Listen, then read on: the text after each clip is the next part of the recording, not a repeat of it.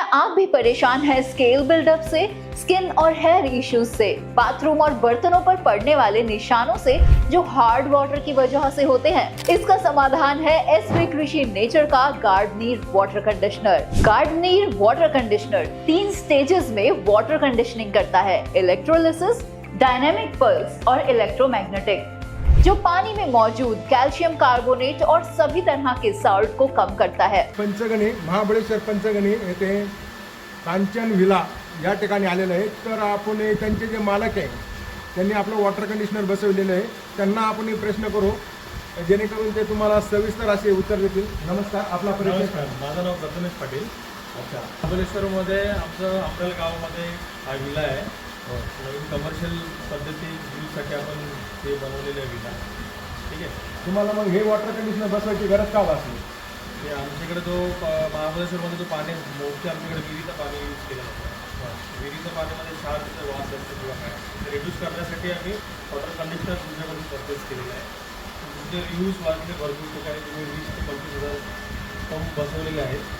त्याच्यानंतर आम्ही हे पंप आमच्या विलामध्ये बसवलेलं आहे आणि त्याचा एक जो दुसरा उपयोग हा पण आहे की त्याची चांगली शेती किंवा झाडांची चांगली ग्रोथ होते।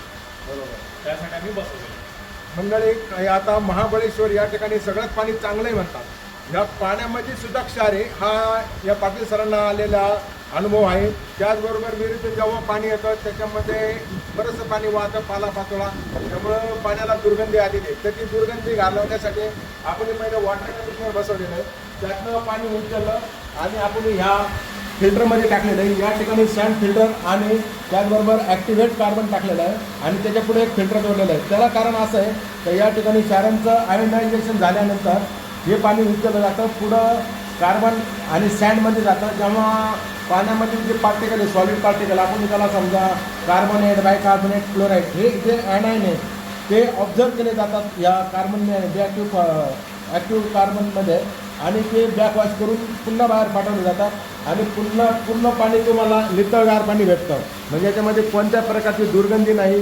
कचरा नाही, वास नाही आणि चव पण खूप चांगली लागते ते। म्हणजे वॉटर कंडिशनर मोटरीनंतर आपण हे सँड कार्बन फिल्टर बसवलेलं आहे, त्याच्यानंतर मायक्रो बॅग फिल्टर बसवलेलं आहे आणि ते पाणी म्हणजे ह्या ठिकाणी टाकीतलंच पाणी उचलतो आणि टाकीमध्ये सोडतो आहे। अशा पद्धतीनं आपण हा सेटअप यांना दिलेला आहे। यांचा कांचन जो विला आहे, हा विला अतिशय निसर्गरम्य वातावरणात आहे।